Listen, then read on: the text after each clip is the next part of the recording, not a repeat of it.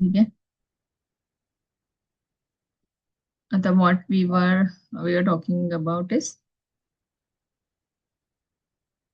हा तर मी म्हणते की okay so this sequel work bench is gonna drop the performance a bit. ठीक आहे.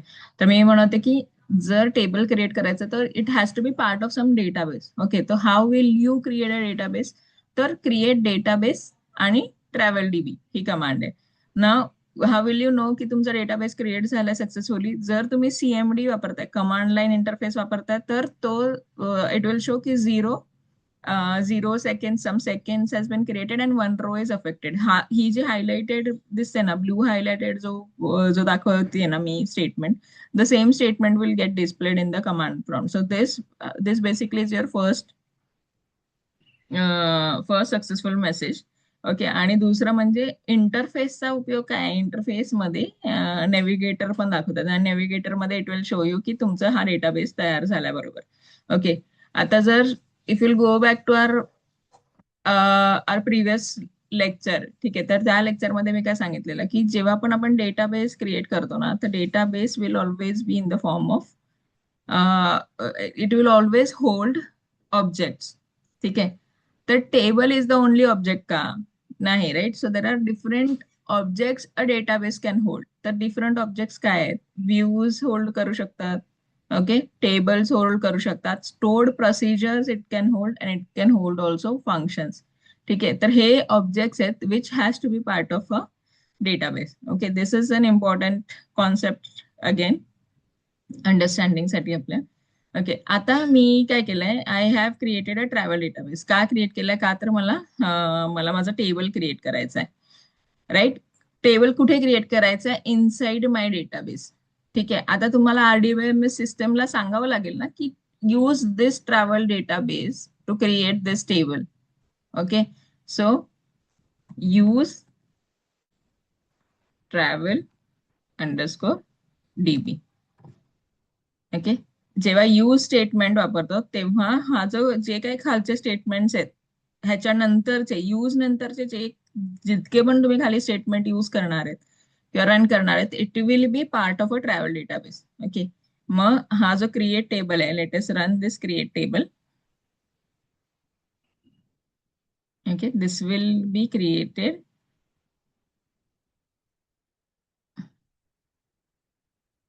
फायनली.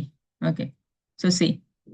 ठीक आहे, ह्याने काय केलंय? क्रिएट टेबल लोकेशन तयार केलंय आणि किती वेळ लागलाय त्याला? एवढे सेकंड्स लागले. आणि मेसेजेस दिस आणि सक्सेस आहे म्हणून the green line.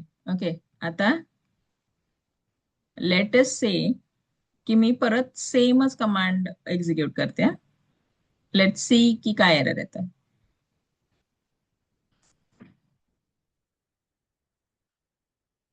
Okay, hold hold it is taking some time. Okay, आता लेट से की हे 3 लिस्ट ऑफ कमांड्स आहेत ना, मी काय करते? क्रिएट मी परत रन करते, create database. Okay, I am running it again.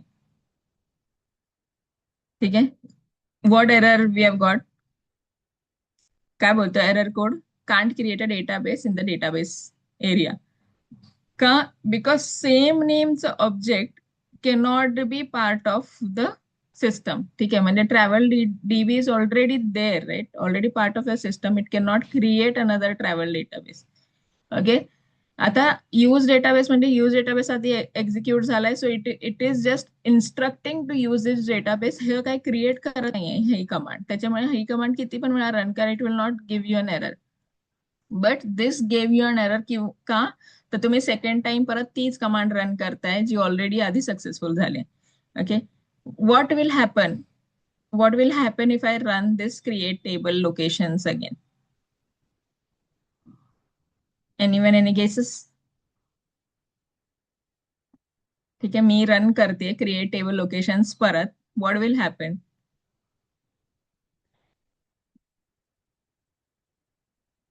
It is gonna give you an error. And the error code says that the table location already exists. का? कारण की you're already part of a travel database आणि travel database मध्ये तो table already exist आहे. See, travel डेटाबेसला refresh केलं, नाव table has a drop down आणि त्याच्यामध्ये लोकेशन नावाचा टेबल क्रिएट झालाय. बरोबर. Tables will hold list of tables. Okay, location table create झालाय. आता लेटस से मी इथे ना यूज ट्रॅव्हल डीबीच्या ऐवजी I am gonna use Praj. Okay, I can say की Praj is also part of the database, data list of databases. मी Praj use केला. आणि आता जर मी क्रिएट टेबल लोकेशन रन केलं तर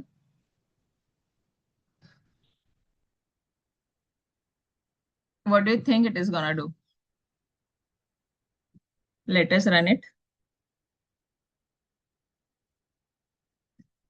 and it will be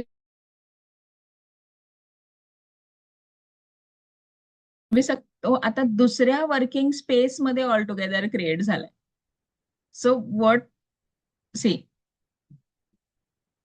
I hope my screen दिसतीये आणि I hope you are getting what point I'm trying to make. See, the location database which we created earlier हा travel DB चा part होता. The location which we created now is part of a different database altogether. Same structure आहे, same column ची list. I am not changing anything, but still the command was successful because the segregation we are doing here.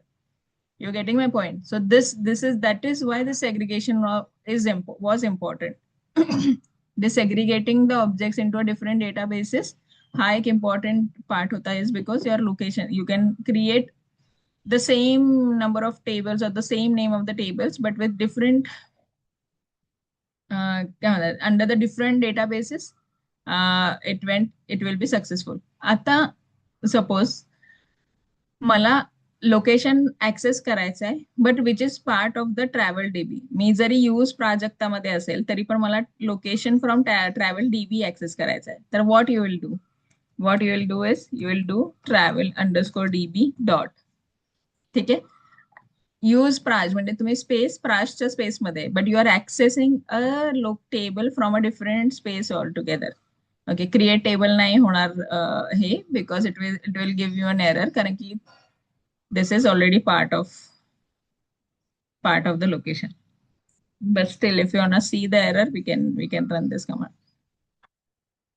Okay. So one more important concept here is segregations. Okay, you can use multiple. See, okay, error दिलाय. आणि हा error code is similar to error code 7. Okay, look at the error code. Error code is 1050. Same 1050 table location already exists because this is the same error which the RDBM is through. Okay, this is also an important concept of accessing the object which is in the different space, different database space.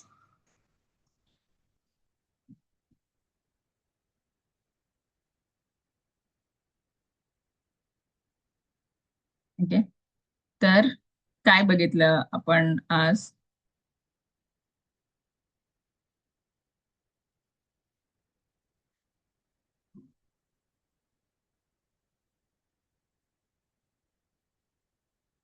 Okay, we saw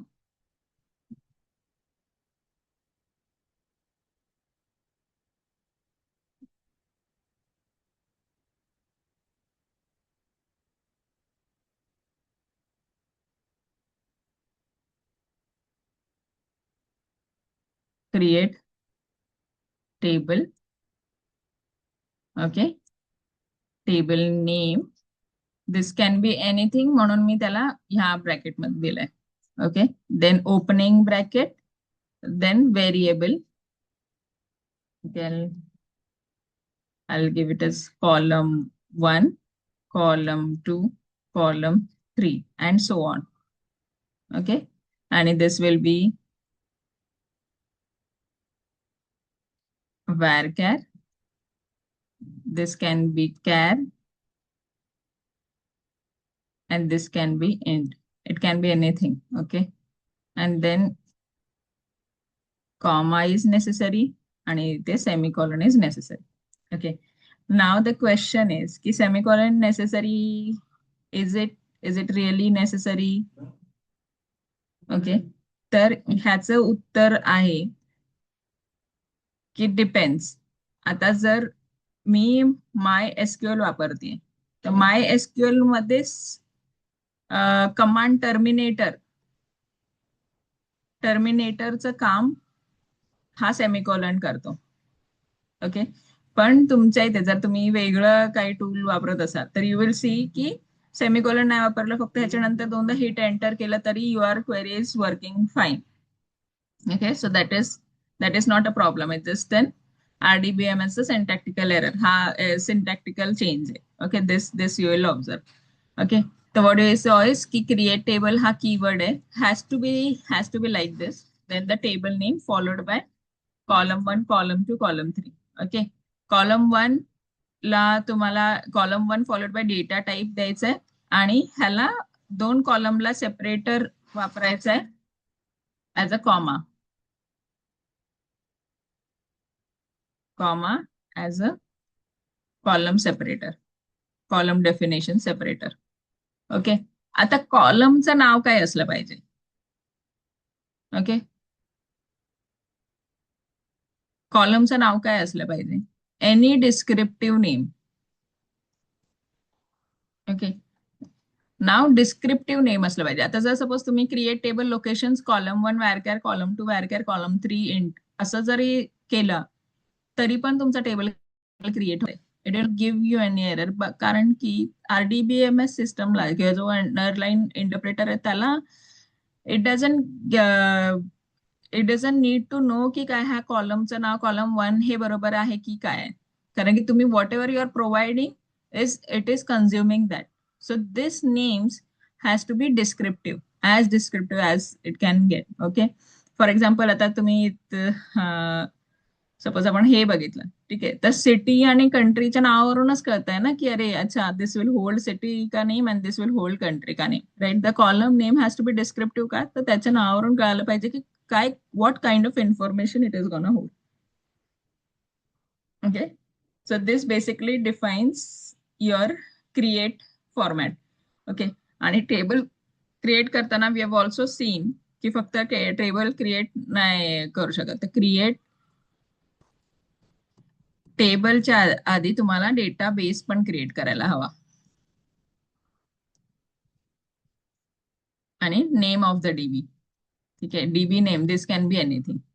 okay. आणि just just this. आणि हे separator काय म्हणजे terminator काय, semicolon.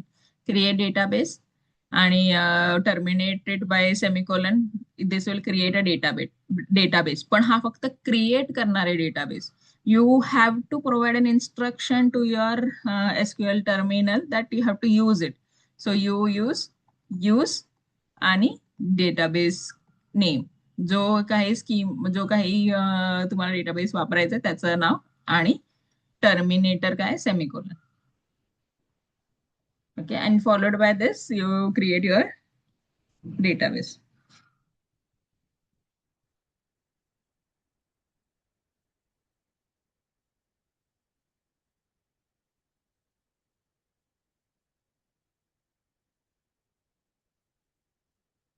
ठीक आहे. हे डेटाबेसच्या command आहे, database create. Okay. Any any questions, any doubts?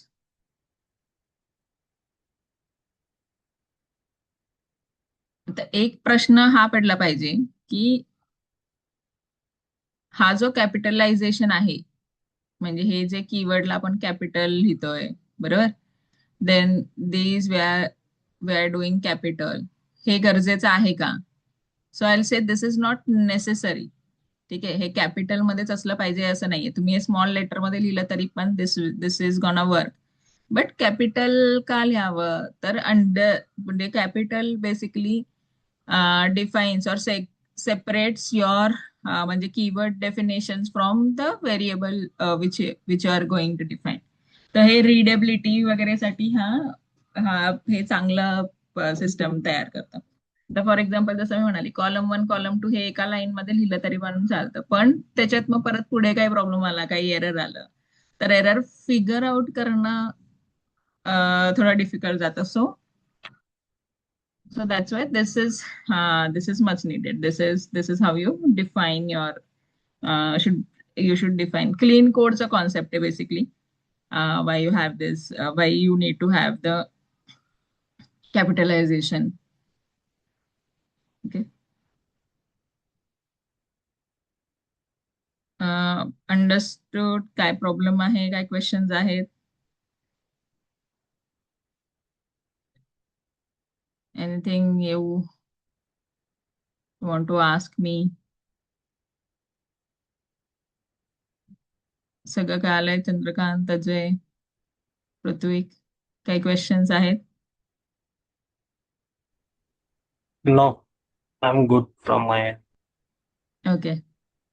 Okay, sure. I'll okay, I'll stop sharing आणि I'll also stop the recording.